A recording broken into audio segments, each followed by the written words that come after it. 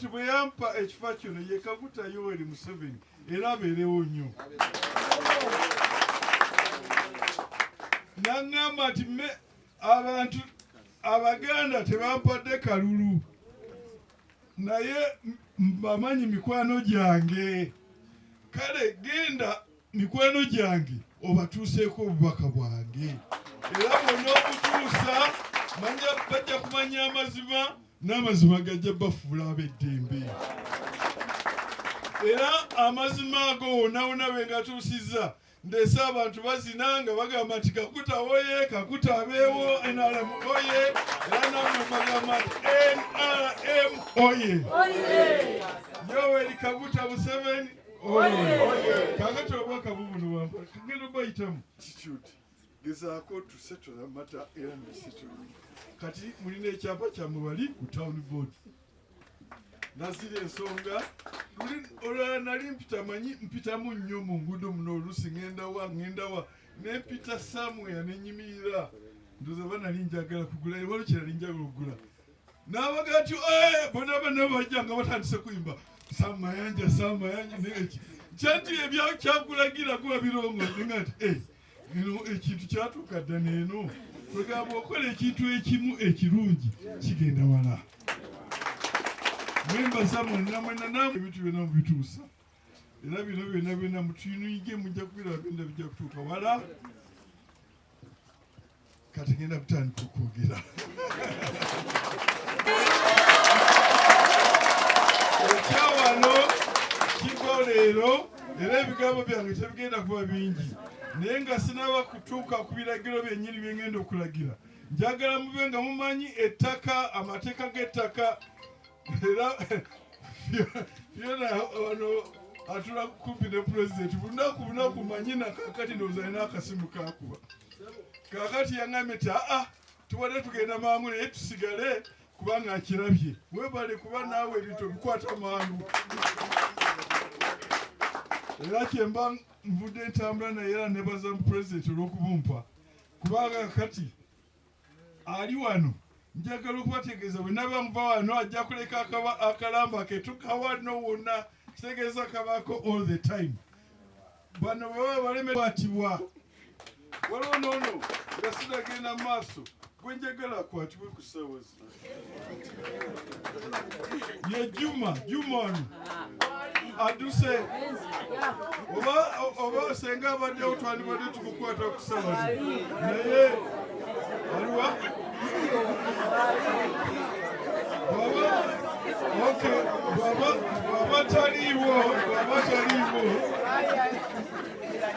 bw'aba taliiwo sebo DPC ojja kuyisa warrant of arrest mumukwate mumuvunaane emisango mingi.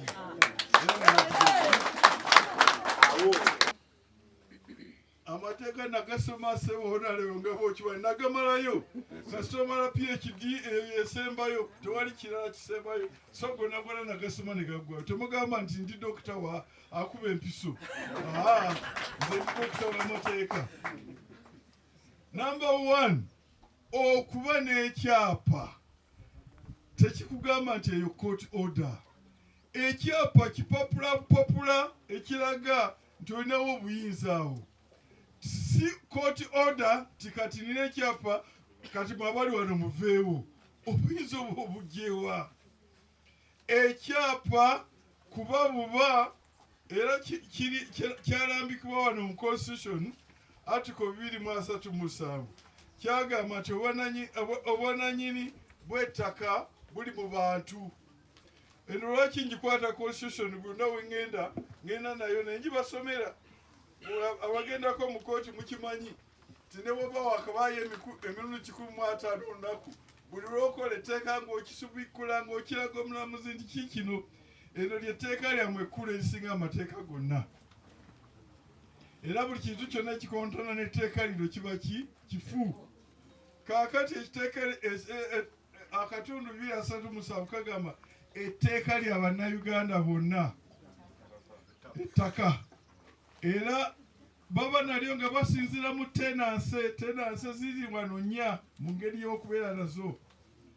Customary afuna ekyapa asooka ne certificate n'afuna ekyapa.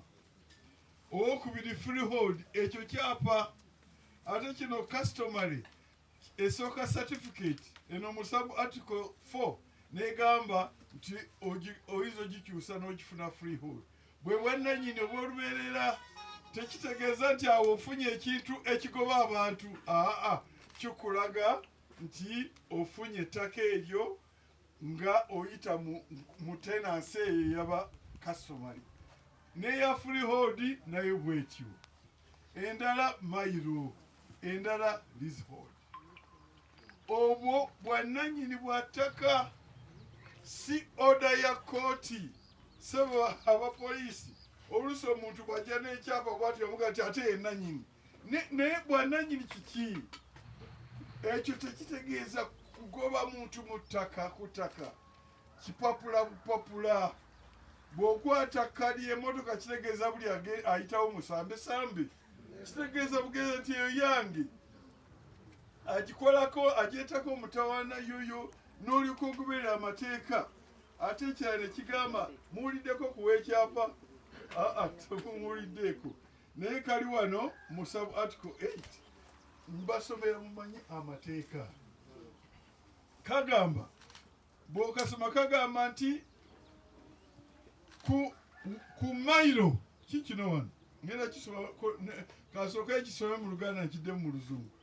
Ku ttaka lya mayiro gwera na kyapa kya mayiro oba lya freehold oba lya leasehold kuliko ow'ekibanja. Era ow'ekibanja eyo takwatibwako, alina security obwekibanja. Kigwa kakisome mu Luzungu olw'abano baona lweboogera mu parliament.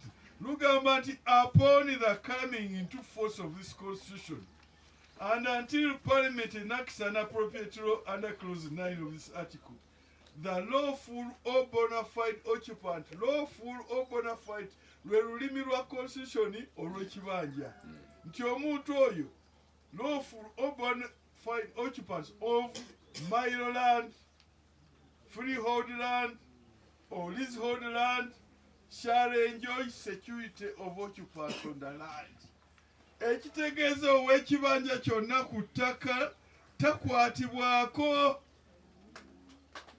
So oli tajja na kyapa bw'ati kikyapa omugamba kyapa ki? Ekyapa ekyo bannange kimuweebwa constitution. Nkisomye wali. Ekyapa ekyo kiyinza okuba kyaki kya mayiro freehold. Naye kasita oba ow'ekibanja nga gw'oliko ow'ekyapa ekyo takukwatako. Security of occupancy, security y'okubeera ku kyapa ekyo eri guaranteed.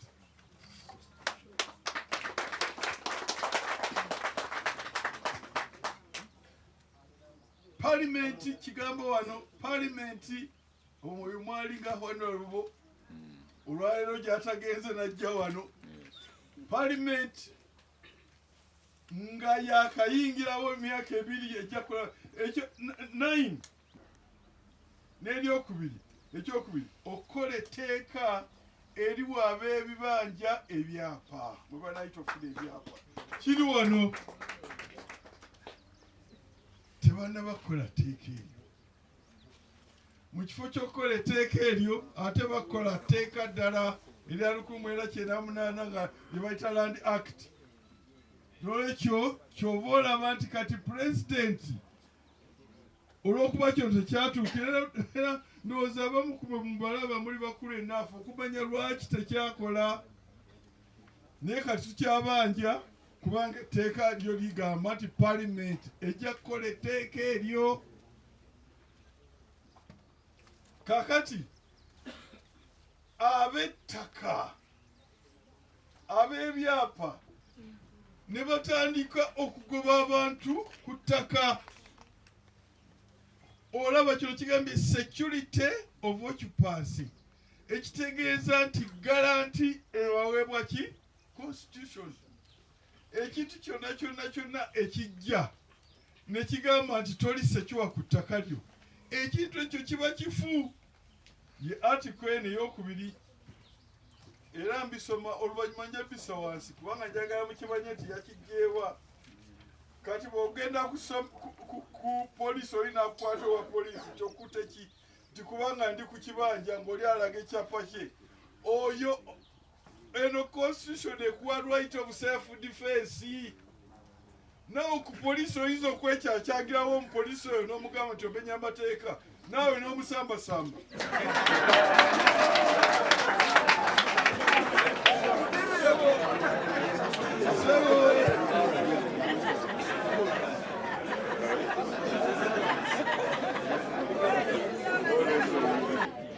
Olina kuwa era omupoliisi akwata abantu outside tugamba nti ali ku kye tuyita mateeka frolic of his own.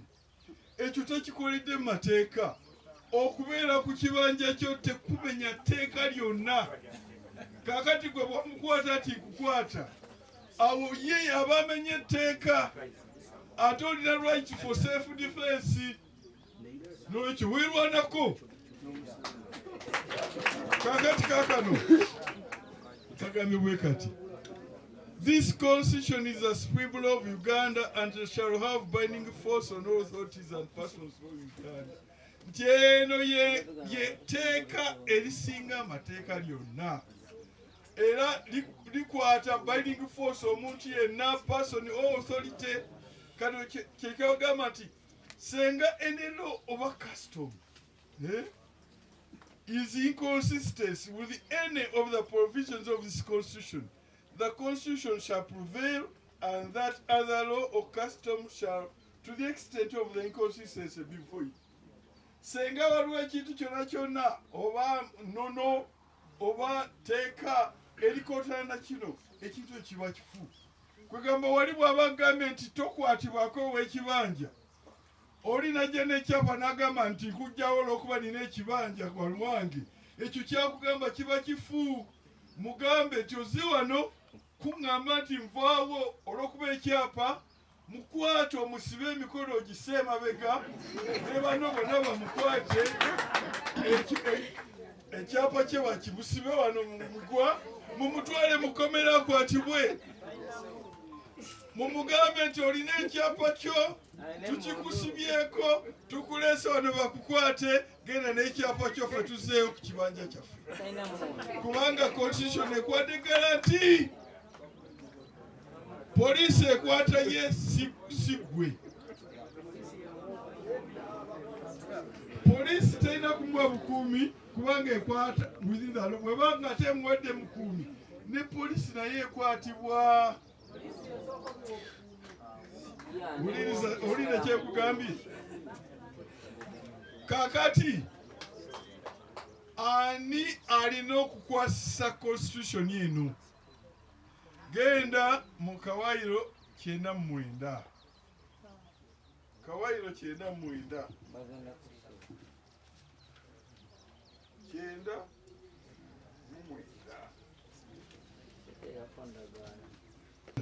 Obuyinza bwa Uganda buli luddawa? 99 Sabbatical 1. The executive authority of Uganda is vested in the president. Obuyinza bwa Uganda bwonna buli mu president. Ate akokubiri kagamba the president shall execute and maintain this constitution. Kwegamba akwasisa assa mu nkola constitution yono ye president. N'ekyo president bw'aba awadde order oba directive, order eyo erina force of law, libateeka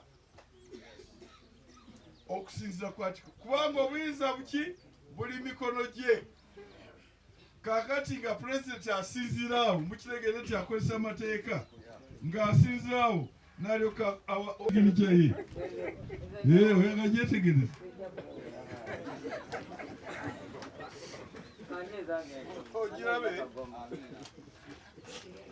sagiri kyaye ogiraba president Yoweri K. Museveni president. Ezo ze orders engendo bategeeza. President najja kutegeeza mazima agwegajjo bafula. N'ekyo orders ezijja ngenda zikola mbalaze ow'ekibanja security n'ow'ekyapa kyalina ne security eweebwa ow'ekibanja n'obuyinza bwa pulezidenti okussa ekintu kino mu nkola. Kati ng'asizza oyo tunalyoka akola bw'ati, ngenda kibasomera.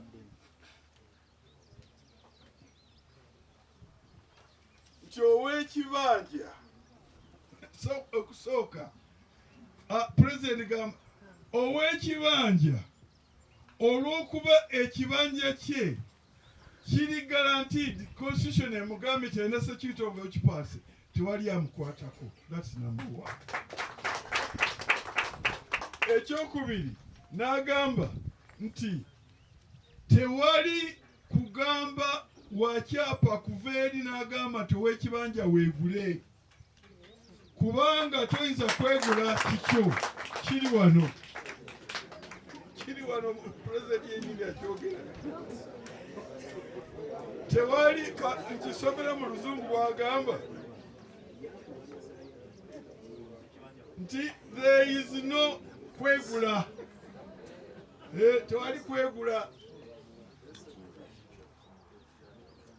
Era ekyo you are taking advantage of ignorance of peasants. Yena agamba okwegula abatwala ababayisizaawo abakutta obujega abagamba olina yiika 8 kale nze nina ekyapa weegule. Pulezidenti agambye oyo aba asaaga busaazi. Ate pulezidenti n'agamba nti ate waliwo kino kye muyita nti nze nanyini kyapa olina yiika 8 ku ttaka lyange, kankuweeko yiika 2 nkuweeko ekyapa nze omukaga ngututte. Pulezidenti yagamba nti that is illegal. Kikino kigamba bwe kiti, it is illegal for landlords coming off part of the kibanja and giving him a tiny portion as titled land. Ekyo nakyo kumenya mateeka. President n'agamba nti omuntu bw'agamba nti nze njagala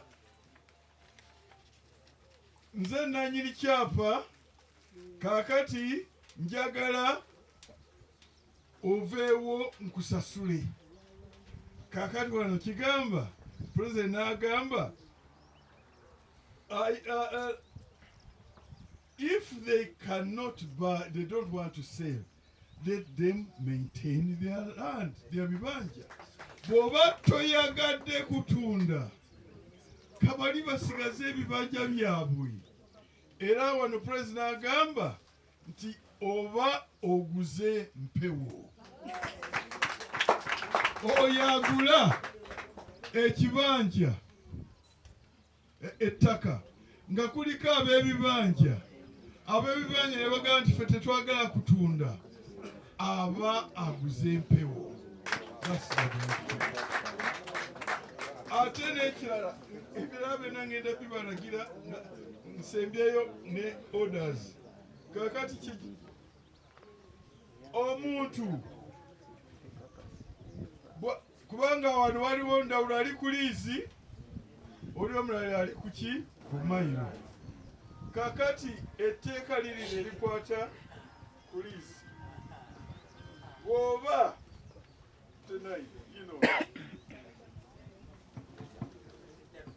liizi ziweebwa district land board. Kakati section 59 59 eya district eya land act ewa ebyo district land board byalina okukola. Egamba bweti nti ettaka kasitali baako abantu oba authority, ettaka eryo district land board terina buyinza digaba. N'olwekyo district land board teyalina buyinza kuwa Honorable Ndawula ttaka lino lyagiwa. Ndowooza kyaba tabalaga kyapa. district land board telina buyinza. That land was not available. Section Gamba, they can only allocate land in the district which is not owned by any person or authority. Kati ettaka bwe libaako omuntu oba abantu authority, ettaka eryo teriri available for the board to allocate, teririwo. Era Ndawula bwe yandikoze n'awaayo empapula ze, board yandibadde emugamba nti ssebo tukusaamu ekitiibwa naye eryo ettaka teririiwo kubanga kuliko abantu. Kakati naye bamuwa ekyapa, kati tukole tutya? Kikino wano singa board kagigeza nga balabye ettaka kuliko abantu ne baliwaayo omutu board, eyo transaction yonna eba void n'ekyapa ekyo kiba kifu. Kugamba ekyapa inginiya kyeyafuna kifu. Era nga sinagenda walala nangira nti ekyapa ekyo nkisazezaamu.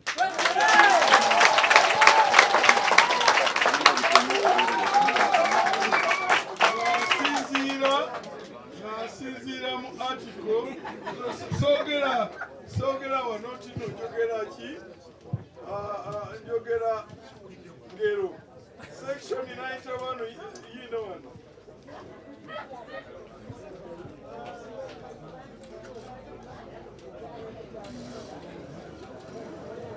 To the commissioner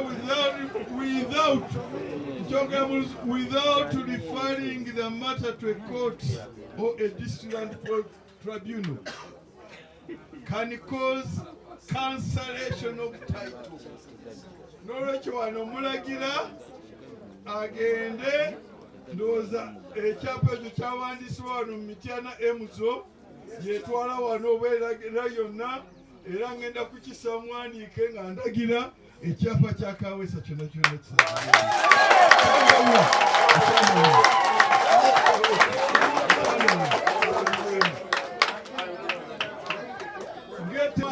motali yagamba bwati omuntu yenna kaŋŋambe nti ng'ono yani ye Mugisha ng'ogoba ogezaako ogoba omuntu ku ttaka, omuntu oyo akwatibwe avunaanibwe. So kati wano ndagira nti Mugisha dino sebo kiragiro kya president, era mbalaze nti president alina obuyinza obw'okukola ekiragiro ekyo. N'olwekyo bw'alagira ekiragiro ekyo kirina force of law. N'olwekyo Mugisha weebale nnyo okuba nakyapa, naye tetunaba kiraba kukiza okuba nga tekiriyo nga atiisatiisa butiisatiisa. Naye senga ekyapa ekyo gye kiri, tolina buyinza kugoba ba bibanja abaliko, kubanga already constitution ebawa security, ate constitution yesinga amateeka gonna. N'olwekyo mwabaliko temukwatibwako. Ono abagobako akwatibwe sebo DPC. Olina okukwata Mugisha. Tomutya this time. This time sebo DPC. Jangu wano bakulabe jangu. Togezaako nekakutanda n'otiitirira president wa Uganda n'otokwata Mugisha ono. Emisango gya charge against him mingi. Kuliko trespass kubanga ayingidde mu bibanja by'abantu, eyo trespass, criminal trespass.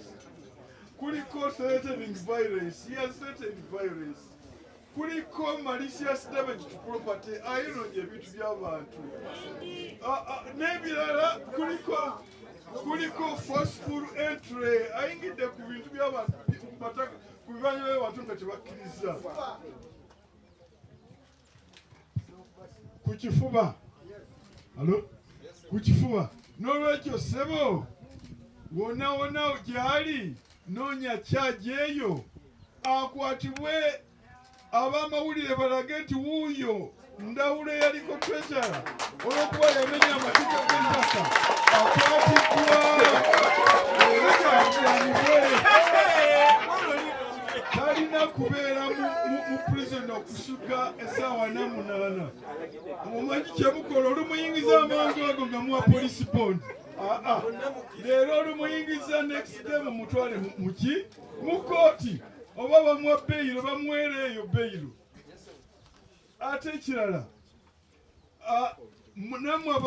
mwena ab'ebibanja abagobeddwamu batrespass charge mukole mangu statements fayiro ebenga egize eki ng'ejjudde mangu sanction anti balina zi process ate resident attorney yaganye okusanctioninga ate fayiro yagizizaayo eno ejja kubeera full resident attorney alina okugisanctioninga era ojja kutwala namba Fiona ojja kutwala namba ya DPSON senga tagobye kugobera fayiro okuba sanction tujja genda tulabe DPP kubanga batwala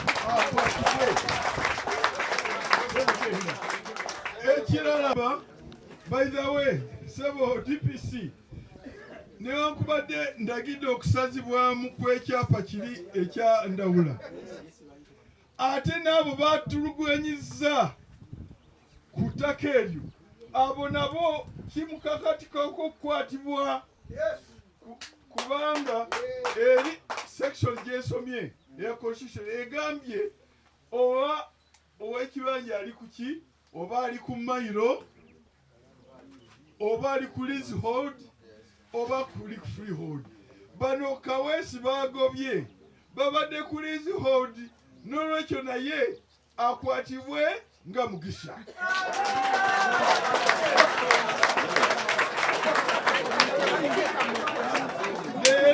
Leero kemunaalemu okumukwata kubanga mbasomedde amateeka weegali.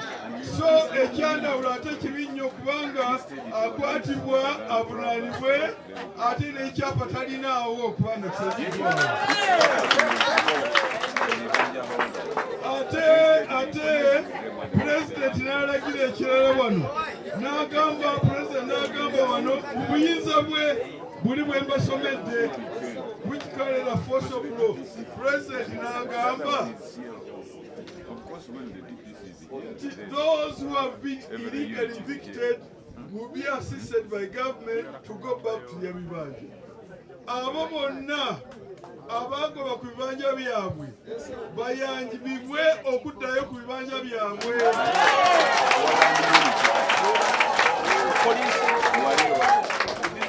So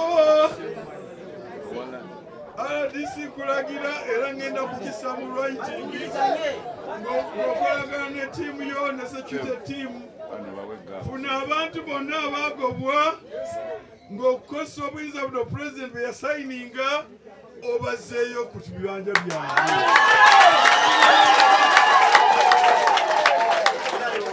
Tewali ajja kukwatako kubanga gwe president omutono wa wano president okikoze wajja mu district wano ndoza wenasooka okujja nawe wali wakajja ne tukola fembi kati ebintu obikoze nakino kola ekisembayo amayinja bajja kwongera.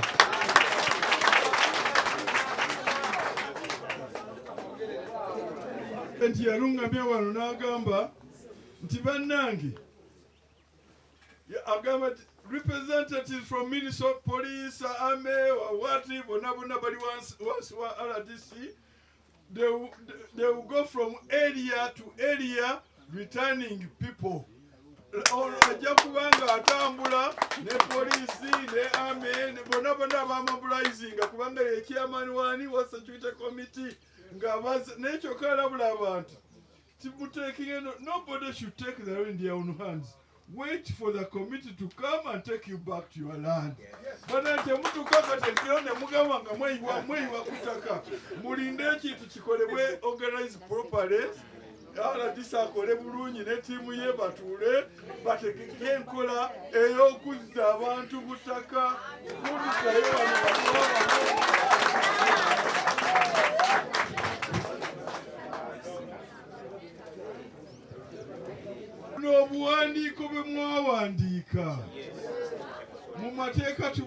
obutubito bwanikiddwa under duress timukakiddwa bukatibwa nolwekyo obwo obulagaano tebukola obwo buli under duress bwabuyita voidable agreements buli under duress tebukola. Kaweesa bw'anaaba avudde mu kooti ng'avudde mu kkomera gye bagenda okumusibira n'oyo oba Mugisha ng'avuddeeyo n'agamba ati naye nakuwa nali nakusasula mugambe nti akapapula ako kaako naye sooka ogende mu kooti owaabe ojja gendayo ogambe nti nali under duress. N'olwekyo kooti ejja kulangirira nti akukafu poteya togenda tojja kujja okola ebintu ebiri erigo olyoka ogambe nti nasasula. Bw'aba yagadde omuddize sente ze ate nga temuli magoba kubanga it was evil. Sebo waliwo eno liizi eyo eno gye baakola nga basibwa badimbo budibo nkusomedde Sebo etteeka chairman gwokize etteeka section 59(1)(a) ligamba nti district land board teyinza kugira ki ku allocate land which is owned by any person or authority or occupied by any person or authority. If it is occupied by any person or authority, it is not available for allocation. 59(1)(a) as amended negamba nti bwe baba bakikoze ekyo kiba kifu ne title yabwe eri under section 91 esazibwamu neno title ngirangira nti esaziddwamu. Era Sebo ojja kumpa details zaazo ojja jimpeereza nti nkole direction nga njiweereza wa commissioner land registration abisazeemu. Banange mwaze naze senior presidential assistant njimuwadde nkukakasa obabe ani ettaka lyammwe mugenda mulifunye.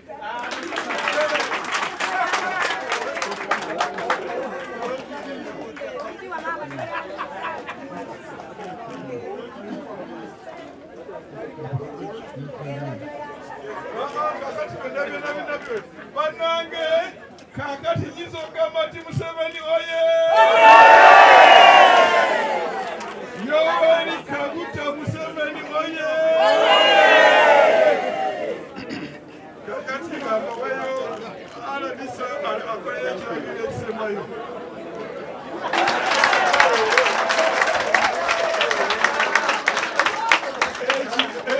Ekintu kiwedde leero abalina abasigala ku mabanja ku bibanja byammwe ne muguma muddeeyo bulungi mwebake bulungi tebagenda bakwatako. RDC ajja bawa security yonna for you to enjoy quiet possession of your bibanja. Abo abaali bavuddeyo nga webivuddeko mulindire RDC mujja genda wandiika bulungi akakase nti awo alyoka akola enteesaga gyonna abatuuze bulungi ku bibanja byammwe. Bali ba Mugisha ba Ndawula bonna bagenda kukwatibwa bulungi. DP saze wano kamera zimukutte agenda kukola bulungi kyaki ajja kukola statement akole kyaki abasajja bakwatibwe bavunaanibwe bulungi namwe